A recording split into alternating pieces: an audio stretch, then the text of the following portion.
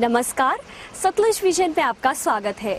अपने भविष्य को संवारने की पहली दहलीज पर यानी स्कूल में जब एक बच्चा कदम रखता है तो कितने सपने और उम्मीदें चमक उठते हैं माता पिता की आंखों में। उनके बच्चे को बेहतर भविष्य मिले ताकि वे इस समाज में अपना एक अलग मुकाम हासिल कर सके।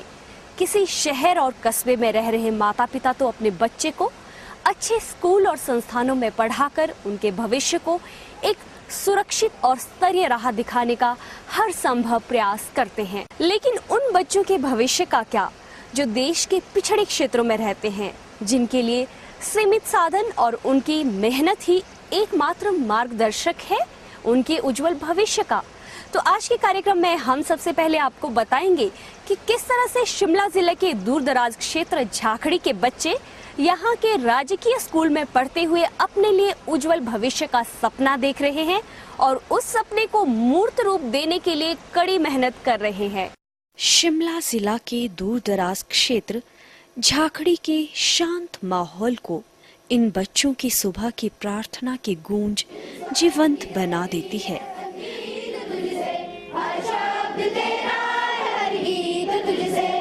नन्हे होठों से निकले ये प्रार्थना के स्वर इनके आत्मविश्वास और उज्जवल भविष्य की इच्छा को और भी प्रगाढ़ कर देते हैं और ईश्वर की कृपा दृष्टि इनके बेहतर भविष्य में मार्गदर्शक का कार्य करती है।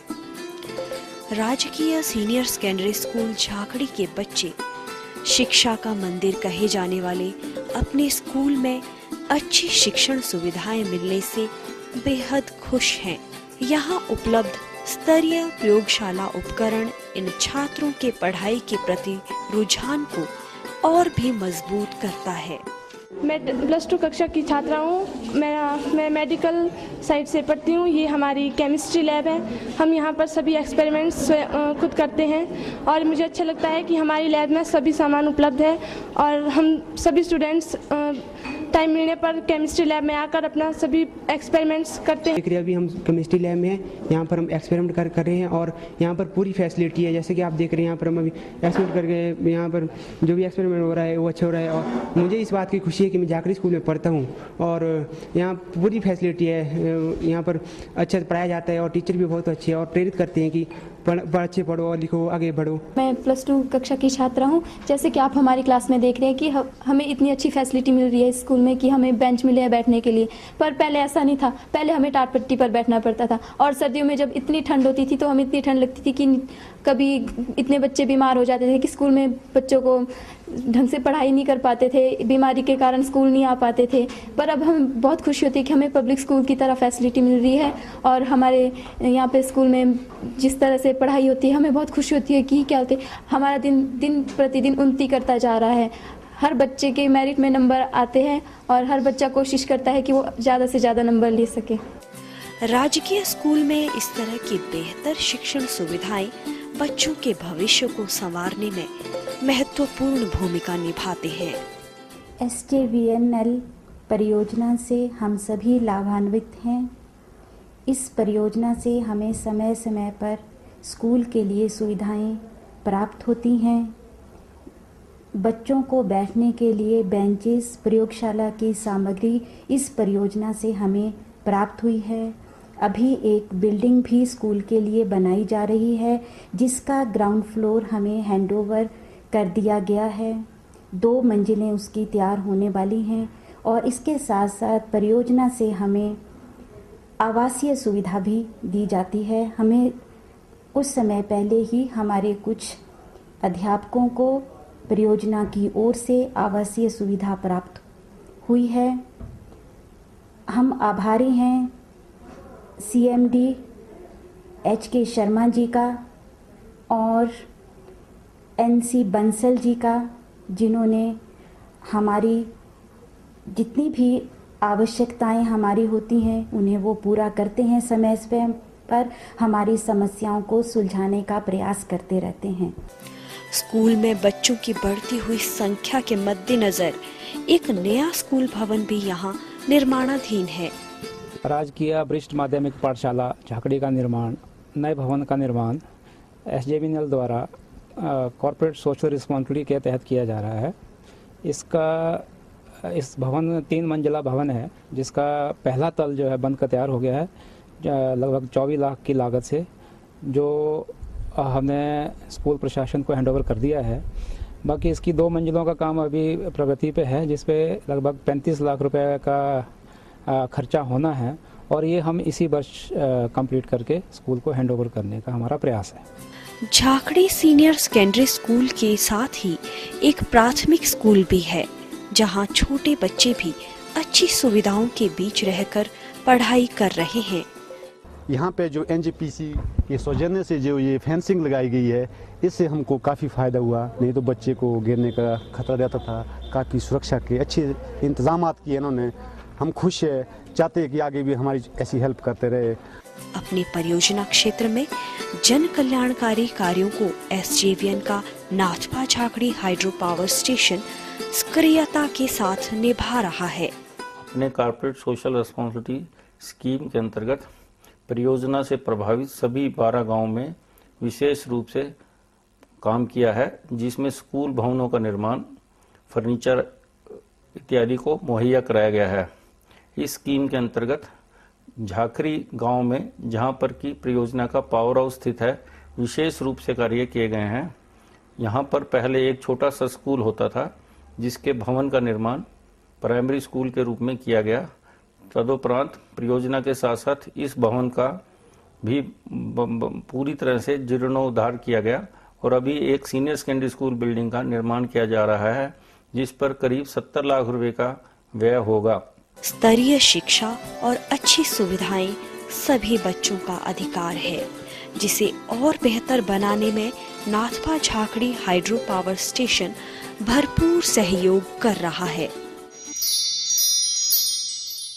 कुल्लू जिला का बायल गांव बासमती चावल की खेती के लिए खास तौर से जाना जाता है। इस गांव के सभी लोग सीधे तौर पर खेतीबाड़ी से जुड़े हुए हैं। इसी गांव का एक युवक है ताराचंद। ताराचंद भी गांव के दूसरे लड़कों की तरह अपने माता पिता का खेती और घर के काम में साथ देते हैं।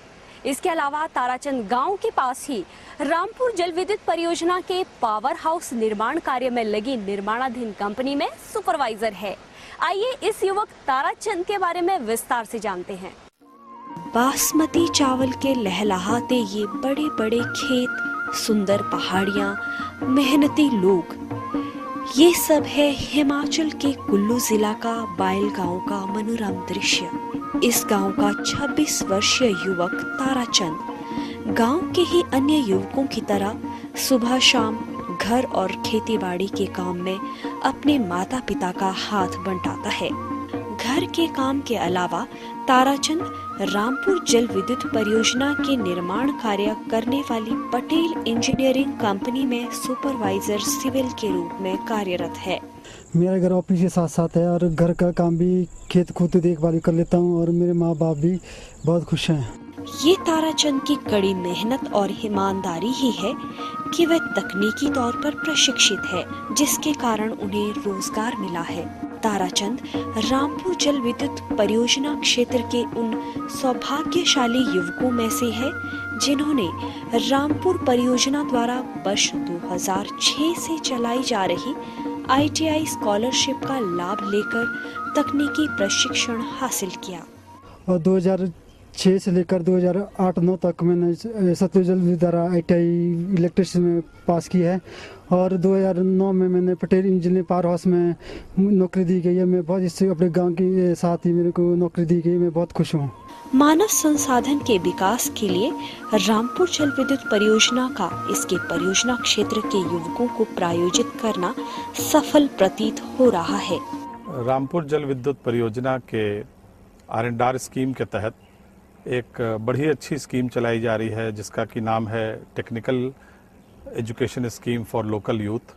इसमें हर वर्ष 35 बच्चों को ITI के लिए प्रायोजित किया जाता है। प्रायोजित करने का मतलब यह है कि ये सीटें पेड बेसिस पे हिमाचल सरकार से ली जाती हैं, जो उनके डिफरेंट ITIs हैं, और इन बच्चों का जो टोटल कोर्स फी है, जैसे 2 साल का जो कोर्स होता है उसका करीब 27,000 रुपया, और जो 1 साल का कोर्स है उसका फीस करीब 13,000 रुपये है। वो परियोजना द्वारा देय होता है और प्रत्येक बच्चे को जो ITI कोर्स कर रहा है उसको 700 रुपये हर महीने स्टाइपेंड के तौर पे भी दी जा रही है। और ये कोर्सेज मेनली जैसे जो सबसे पॉपुलर कोर्सेज हैं या जो यूज़फुल कोर्सेज हैं इलेक्ट्रीशियन के, मोटर मैकेनिक के, मशीनिस्ट के, वेल्डर के, डेस्कटॉप ऑपरेटर के या कंप्यूटर ऑपरेशन में लड़कियों के लिए निडल एंड थ्रेड वर्क इस तरह के ट्रेनिंग्स में दी जा रही है। और अब तक इसके तहत कुल 175 बच्चे नॉमिनेट किए जा चुके हैं, जिसमें 31 लड़कियां हैं और 144 लड़के हैं। ताराचंद अपने उज्जवल भविष्य के साथ खुशहाल जीवन जी रहे हैं और साथ ही प्रेरणा स्रोत है अन्य युवकों के लिए कि तकनीकी प्रशिक्षण वर्तमान संदर्भ में अपनी सार्थकता साबित करता है। अगर हॉस्पिटल खुद चलकर इलाज के लिए आपके घर पर ही आ जाए तो आपको कैसा लगेगा? डॉक्टर आपका घर पर आकर ही चेकअप करें और आपको मुफ्त दवाइयां दे। ये किसी कल्पना की तरह है जैसे कुआं खुद चलकर प्यासे के पास आ जाए। क्या आपने कभी सुना है ऐसा? नहीं तो आइए हम आपको कुल्लू जिला के निरमंड गांव से 2 किलोमीटर की दूरी पर स्थित बहावा गांव लिए चलते हैं, जहां एक mobile health van doctor, nurse और पैरामेडिकल स्टाफ की पूरी टीम के साथ लोगों का उनके घर द्वार पर जाकर ही इलाज कर रही है। जिला कुल्लू का सबसे बड़ा गांव निरमंड गांव का ये सुंदर दृश्य स्वतः ही यहाँ आने वाले का मन मोह लेता है। निरमंड गांव से 2 किलोमीटर की दूरी पर है बहावा गांव। आज इस गांव के लोग सुबह सुबह अपने घर के काम निपटा रहे हैं, क्योंकि आज इनके गांव में कोई आने वाला है जिसका ये सभी बेसब्री से इंतजार कर रहे हैं। ये है रामपुर जल विद्युत परियोजना हॉस्पिटल की मोबाइल हेल्थ वैन, जो कि अपने परियोजना क्षेत्र के गांवों में डॉक्टर, नर्स और पैरामेडिकल स्टाफ की पूरी टीम के साथ जाकर ग्रामीणों का मुफ्त चेकअप कर उन्हें मुफ्त दवाइयां बांटती है। मैं दवाई लेने फिर आई में मतलब मुझे लगती मेरे को यहाँ कमर में भी दर्द, फिर लगती जी पैर में भी दर्द, फिर यहाँ मतलब डॉक्टर आई हुई है, फिर उनके साथ बहन भी आई हुई है साथ।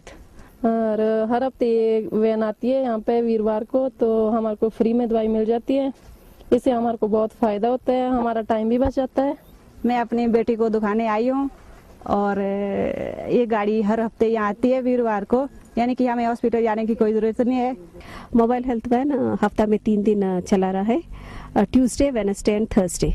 ट्यूसडे हम लोग रंदल, चाटी, काजूकट को कवर करते और Wednesday Nirsu, Dattanagar, Badrash and Koyal and Thursday का दिन आवेरी एंड बहावा विलेज में हम लोग पनागरी हाई स्कूल के पास और कोफरगार जगह में पेशेंट्स को देखते हैं। मोबाइल हेल्थ वैन रामपुर परियोजना प्रबंधन ने अपने सामाजिक उत्तरदायित्वों के मद्देनजर अपनी परियोजना क्षेत्र में ग्रामीणों के स्वास्थ्य सेवाएं उनके घर द्वार पर ही पहुंचाने के लिए वर्ष 2005 से शुरू की थी।